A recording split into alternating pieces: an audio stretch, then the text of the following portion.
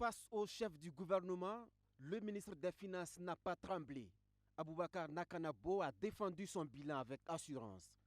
Objectif presque atteint, 2700 milliards de francs CFA mobilisés sur une prévision de 2900 milliards. Mais le coup de maître, c'est le fonds de soutien patriotique. Performance exceptionnelle, un taux de mobilisation de près de 120% en 2024.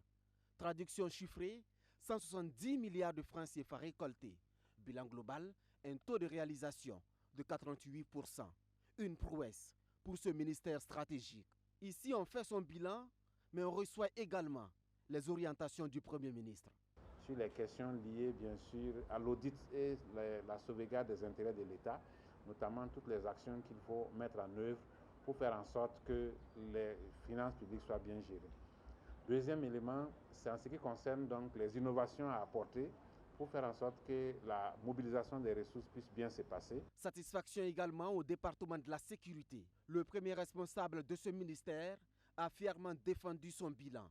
Le compteur affiche un taux d'exécution de 92% en 2024.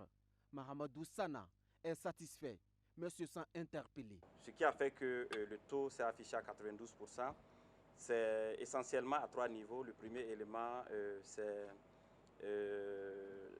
l'insuffisance de réalisation de certaines infrastructures. Vous savez que 2024 a été une année charnière pour le ministère de la Sécurité. Donc nous avons consenti la majorité des moyens sur les questions opérationnelles. Le deuxième élément également, c'est l'acquisition en retard de certains moyens logistiques. Mais je puisse rassurer que ces moyens logistiques sont rentrés en 2025. Et le dernier taux qui s'affiche à 50%, c'est la certification des PGCE au niveau de l'ONASER. Mais en janvier 2025, nous avons pu couvrir ce qui avait été retenu comme objectif en 2024. Lui, dans son contrat d'objectif, il devait renforcer la sécurité et la défense. La diplomatie devait également promouvoir le rayonnement du pays.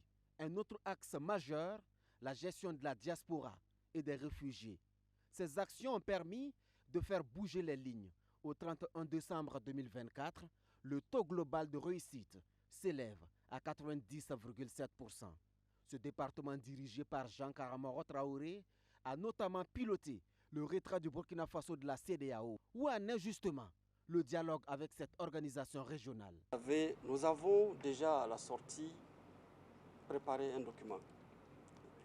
Ce document essaye de faire le point de l'ensemble des implications dans tous les secteurs, évaluer l'impact dans tous les secteurs.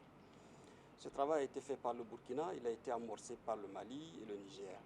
Nous avons dans notre plan de travail prévu de nous retrouver pour faire un document consolidé et qui va nous permettre de proposer naturellement un instrument de négociation globale qui va organiser le dialogue avec la CEDEAO. Vous savez qu'il y a pas mal de questions à régler dans ce sens et les experts sont à pied d'œuvre pour préparer cela.